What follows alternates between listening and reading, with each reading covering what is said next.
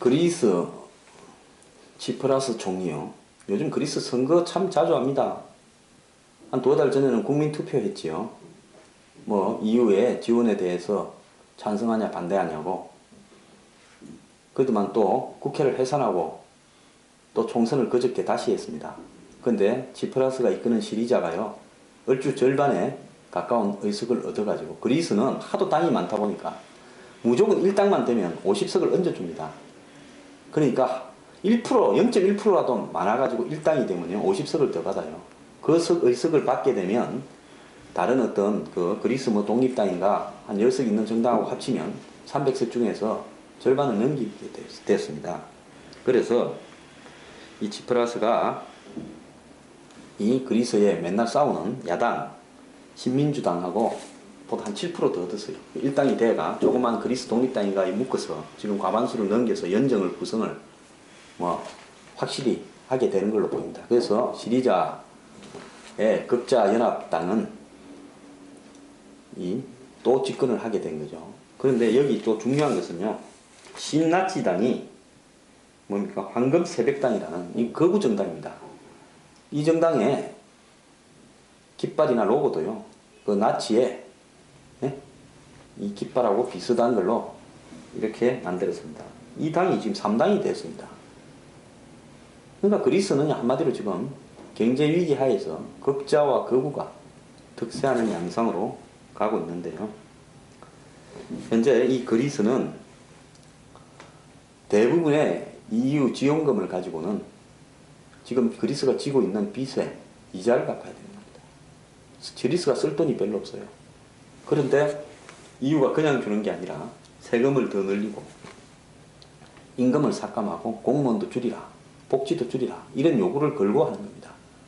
그래서 한마디로 빚은 점점 늘어나는데 그 빚은 또 빚 갚는 데 쓰고 남은 걸 가지고 임금도 줄이고 세금은 늘리고 복지도 줄이고 공무원도 줄이는 이런 계획을 하면서 그리스가 모든 절차를 다 거쳐서 재정을 건전하게 해가지고 다시 정상적인 국가로 복귀한다. 꿈 같은 이야기인데요. 아마 이런 식으로 이 악순환이 반복될 것 같습니다. 또 이러다가 치프라스는 EU에 대해서 배째라고 돈 한번 더 대주라고 또 개길 겁니다. 또 지키기로 했던 그런 계획안을 안 지킬 거예요. 그럼 EU는 또 지원 안 해준다 할 거고 이 사람 또 선거하면 또 이길 거예요. 이래가지고 끊임없는 파퓰리즘의 악순환 속에서 본질적인 개혁은 유예되고 나라는 거의 거들 나갈 겁니다. 지금 그리스가요, 제조업이 5%고 관광 서비스업이 90%라는 겁니다. 정상적인 나라가 거의 될 수 없는 상황이에요. 모든 그리스에서 쓰는 공산품들은 대부분 외국에서 수입하는 겁니다. 그래도 공무원은 2시만 되면 땡 하고 집에 갑니다. 40살만 넘으면요, 퇴직하면 90%의 월급의 90%를 연금으로 받습니다. 공무원 숫자는요, 인구 1000만에 한 70만 명에 육박해 갑니다. 한국이 5천만 명에 100만 명 아닙니까? 답이 없는데요. 안 되는 집구석은 점점 갈수록 더 안 되는 쪽으로 갑니다.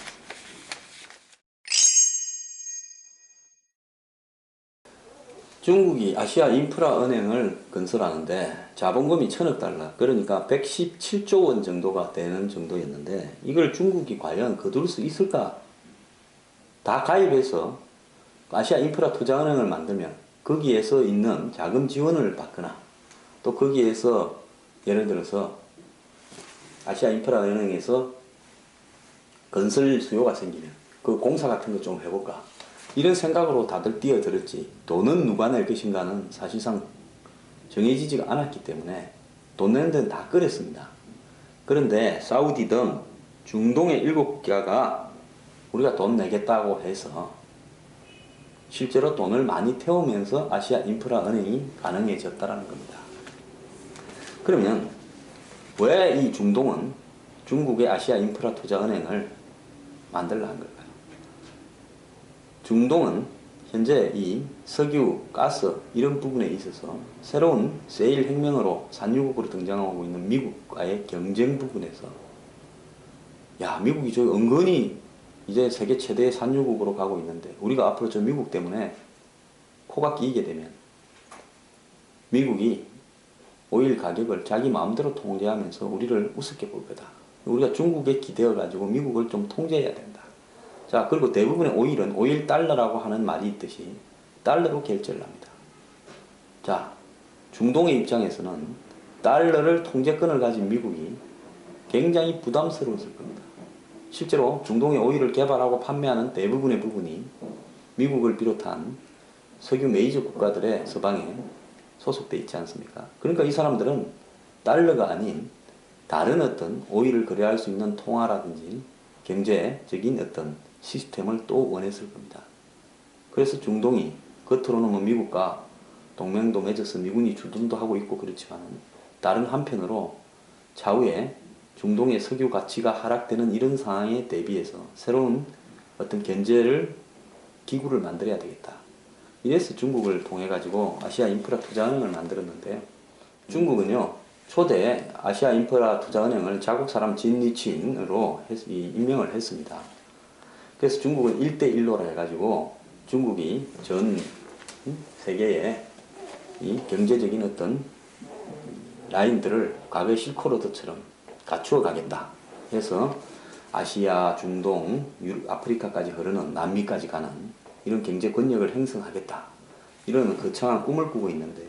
문제는 중요한 것은 중국 내부의 은행이나 주식시장, 즉 금융권에 있어서 중국 정부가 제대로 장악하지도 못하고 그야말로 자본주의화 시키지도 못해서 지금 중국 주식시장 때문에 중국 정부가 저렇게 고전을 하고 있고요. 중국의 금융은행 시스템이 엉망이라면서 세상이 아는데 중국이 세계 각국을 지금 뭐 한 55개국인가 들어가 있죠. 거느리고 이런 금융 시스템을 꾸려가겠다 하는 것이 제대로 될 것인가? 저는 제대로 되지 않을 거라고 봅니다. 중동이 욕심이 있어서 중국을 앞에 세워서 돈을 좀 태우고 뭐 좀 그러는데요. 이런 것들이 제대로 투자될 건가? 즉 아시아 인프라 투자은행에서 만약에 제3국에 돈을 빌려주고 자본금을 가지고 그 돈으로 이제 공사를 하거나 할 때 과연 한국 업체가 중국의 아시아 인프라 투자은행 자금을 가지고 공사가 벌어지는데 가서 공사를 따낼 수 있을 것이냐? 중국이 과연 공정하게 아시아 인프라 투자은행을 세계은행이나 일본이 주도하는 아시아 개발은행처럼 제대로 운영할 것이냐? 저는 그럴 가능성이 별로 없다고 봅니다. 그렇기 때문에 아시아 인프라 투자은행에 대해서요, 뭐 들어갔으니까 우리도 우리 역할을 해야 되겠습니다만 큰 기대는 하지 않는 것이 좋을 것 같습니다.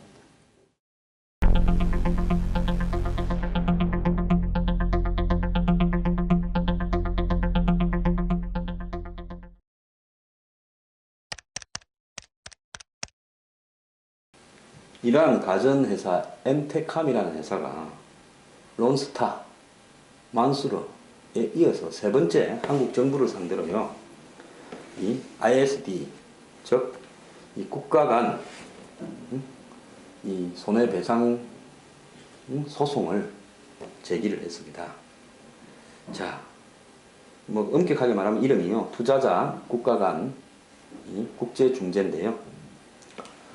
이런 부분은 이 국제투자분쟁해결기구에다가 이제 제소를 하는 건데, 이것은 IBRD 세계은행 산하에 있습니다. 자, 외국의 업체들이, 자, 론스타 같은 경우에는 한국에 들어가 외환은행 헐값에 인수해서 한 5조 원을 이상을 먹고 튀었는데요. 5조보다 훨씬 더 벌었을 겁니다. ISD를 했어요. 한국 정부에서 그 과정에서 뭐 세금이나 규정 문제를 좀 따지니까요. 그래서 아주 한국 정부를 봉으로 알고 툭 하면 투자자 국가이 배상 소송을 내는데요. 이 부분에 대해서 우리 정부가 한번 소송 걸리면 변호사비부터 해서 그 소송에 대비하는데 한 뭐 몇백억, 뭐 천억대 이렇게는 쑥 들어갑니다. 앞으로 아마 FTA를 자꾸 체결하고 있지 않습니까? 뭐 한국이 아마 세계에서 가장 FTA를 많이 체결한 나라일 건데, 이 FTA 조항에 보면 뭐 지적재산권이라든지 투자에 관한 문제 이런 부분에 대해서 굉장히 복잡하게 되어 있는데, 한국이 FTA를 체결할 때 금융이라든지 투자, 지적재산권 부분에서 완벽하게 다 연구가 된 채 FTA를 했다고는 보지를 않습니다. 그렇기 때문에 앞으로 한국에 들어와서 투자한 회사, 또 한국과의 뭐 여러 가지 자본 관련해서 얽힌 회사들이 툭 하면 한국 정부를 상대로 소송을 걸어가지고요, 괴롭힐 가능성이 많고, 그것은 소송 결과가 어땠든 관계없이 엄청난 돈과 비용의, 시간의 비용의 희생이 따릅니다. 자, ISD가 앞으로 빈발할 때, 지금 현재 뭐 본격적으로 만약에 한유럽, 한중, 한미 FTA에 따른 소송들이 시작되면요, 진짜 감당 못할 일이 벌어질 수도 있습니다. 이 부분을 어떻게 대응할지 정부 내에서 ISD 소송을 뭐 당한 당사자와 정부 간에 뭐 이렇게 구성이 되어서 할 게 아니라 근본적으로 투자자, 국가 간의 배상 소송에 대해서 대응할 준비를 갖추고요, FTA 조항들을 꼼꼼하게 한번 리뷰, 다시 한번 검토해 볼 필요가 있다고 봅니다. 그러지 않고요, 생기는 대로 다 개별 대응하다가는 정말 감당 불가한 상황이 벌어질 수 있습니다. 이런 이 회사들은 다 국가를 상대로 그런 겁니다. 한국 정부를 상대로. 그래서 투자자, 국가, 국제중재소송이라는 그런 거 아닙니까?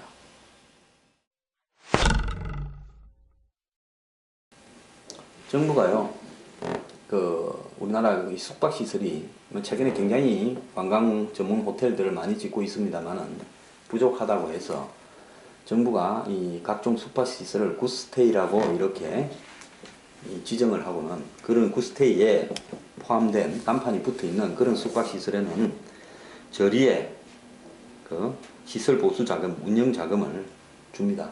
지금 관광기금에서 이미 211억을 1%대 금리로 지원해 줬다는 겁니다. 1%대 금리 쓰면 뭐 거의 공짜죠. 그런데 그런 숙박시설 중에 러브 호텔로 운영되는 것이 엄청나게 많다는 겁니다. 즉 외국 관광객이 와서 봤을 때 민망하다시피 할 그런 숙박시설을 내요. 정부가 굿스테이, 즉 머물기 좋은, 외국인 관광객들이 머물기 좋은 숙소다라고 해서 자금 지원을 해준다. 정말 좀 빨리 정비해가지고요, 정리할 거는 정리를 좀 하는 게 낫습니다. 하루아침에요, 뭘 해가지고 생색을 내가 업적이다라고 하려다 보니까 관광공사 사장 누군가 오래 해먹으려고 이런 짓을 했는지 모르지만은 창피한 짓은 빨리 그만둡시다.